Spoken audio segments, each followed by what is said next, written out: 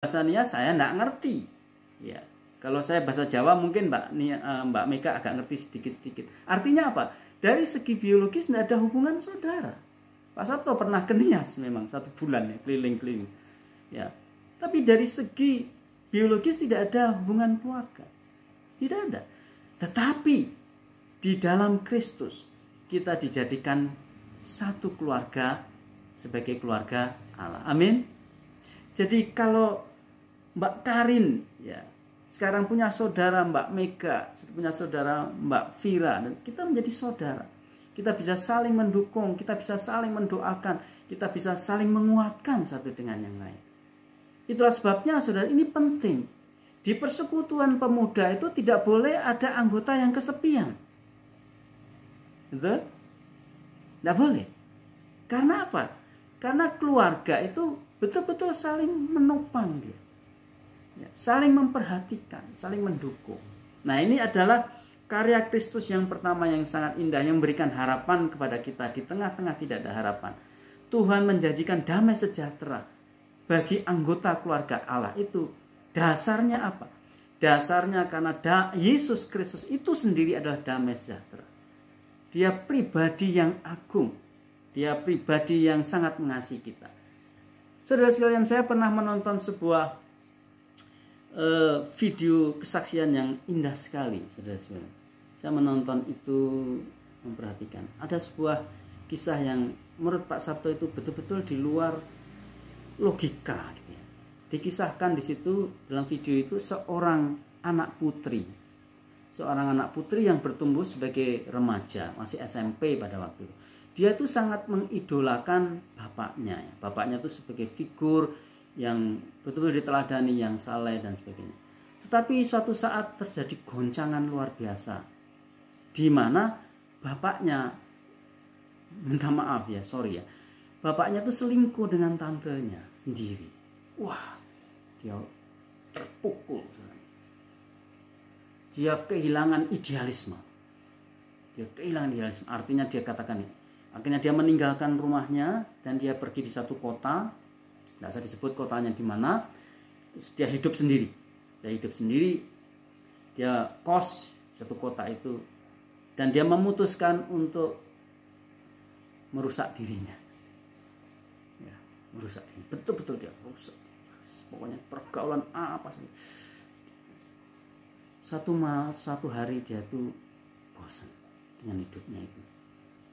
Terus satu malam dia berniat untuk bicara sama Tuhan.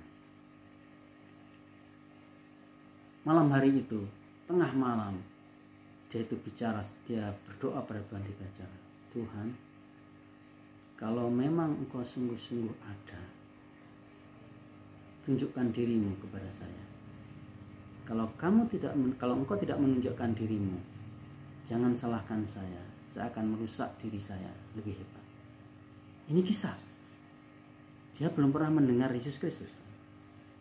Tiba-tiba, ini anugerah luar biasa. Tapi jangan sekali-kali kita ikut ini, jangan ya. Ini khusus bagi dia. Masing-masing orang Tuhan punya cara sendiri. Jangan ikut seperti itu ya, jangan. Tiba-tiba pada waktu dia berdoa di tengah-tengah ruangan yang sepi, tiba-tiba ruangan itu menjadi terang sekali. Terang seterang-terangnya itu. Dan di tengah-tengah terang cahaya itu ada sesosok yang pakai jubah itu. Dia datang, dia makin lama makin mendekat. Anehnya dia tuh merasa tidak asing dengan sosok ini. Sosok yang mengatakan, kamu ikut saya. Terus sosok ini balik. Dia tuh seperti kenal itu. Diam-diam saudara. Akhirnya dia mulai mencoba ya, mendekati gereja. Dan ternyata di dinding itu dia melihat gambar Tuhan Yesus ya. Dan akhirnya dia percaya. Nah, saudara sekalian, ini anugerah yang luar biasa. Saudara akan mencari damai sejahtera di mana? Saudara tidak akan menemukannya. Kecuali hanya Kristus yang mampu memberikannya. Karena dia telah mati bagi kita, menggantikan kita. Dia telah mengampuni dosa-dosa kita. Dan dia telah menjadikan kita anak Allah. Dan di dalam dia kita boleh menyebut Allah sebagai Bapa kita. Ini yang pertama. Mengapa di dalam keluarga Allah itu ada janji yang pasti bahwa setiap anggotanya akan memperoleh damai sejahtera. Alasannya karena Yesus Kristus sendiri, dia yang menghadirkan damai sejahtera itu di dalam setiap keluarga Allah, setiap pribadi keluarga Allah, sehingga mereka bisa saling mengasihi, saling menguatkan, saling bertumbuh di dalam pengenalan akan Kristus. Itu yang pertama, saudara sekalian.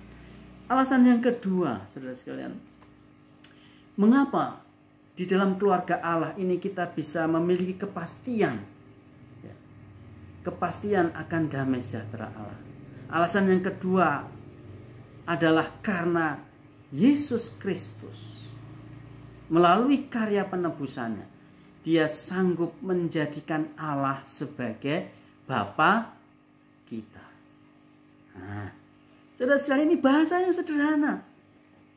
Bahasa yang sederhana. Kalau kita tidak bisa menjelaskan Allah, saudara, menurut kamu siapakah Allah itu? Ya, saudara tidak bisa menjelaskan secara mendalam siapakah Allah itu, saudara sekalian. Saudara bisa menjelaskan dengan kalimat sangat pendek ini. Allah itu Bapa. Apa artinya Allah sebagai Bapa? Allah itu ayah kita.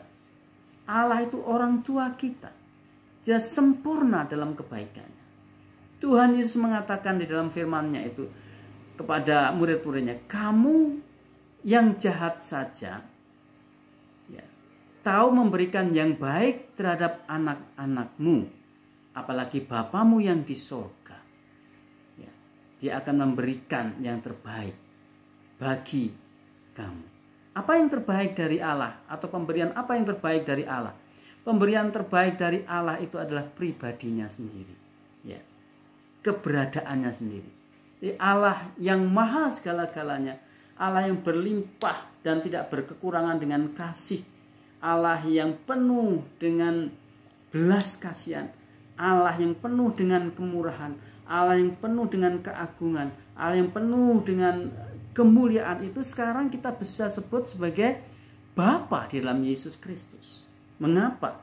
Karena Yesus Kristus melalui karyanya telah menghisapkan kita, ya, di dalam keluarga Allah itu, sehingga kita bisa menyebut Allah kita sebagai Bapa. Ini adalah bahasa yang sederhana saja, ya. Rabi, itu dalam bahasa Alkitab itu Abba, itu Bapa. Bapa. Sama seperti kita memanggil ayah kita itu ayah, papa, bapa, dan sebagainya. Ini menggambarkan mengenai begitu dekatnya Allah sekarang di dalam Yesus Kristus. Nah, ini menjadi penting bahwa di dalam kerajaan Allah ini, saudara sekalian, yang dikerjakan, diwujudkan oleh Yesus Kristus itu, Allah bukan lagi sebagai sosok yang menakutkan, yang menghakimi kita, yang siap menghukum kita, yang siap mengadili kita atas kesalahan kita. Tetapi Allah yang maha suci, maha agung itu di dalam Yesus Kristus, dia adalah Bapa kita. Nah, saudara sekalian, jadi ini sangat indah sekali. Jadi setiap saat, kapan saja, dalam situasi apapun, saudara sekalian, Tuhan yang maha kuasa di dalam Yesus Kristus menyediakan dirinya sebagai Bapa bagi kita.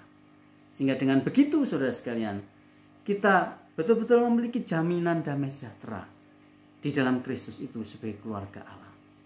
Kiranya Tuhan akan memberkati kita, saudara sekalian. Mari kita mengambil waktu sejenak 1-2 menit, ya, untuk merenungkan firman Tuhan ini.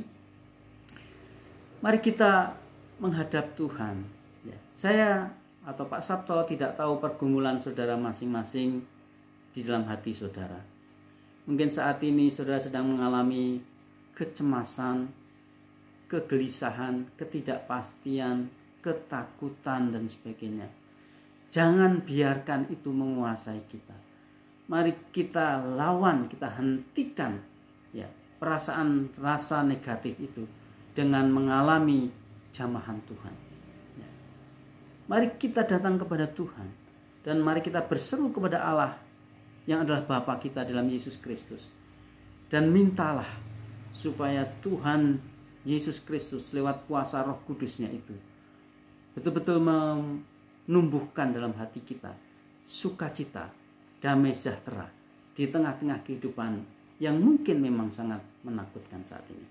1-2 menit mari kita berdoa masing-masing.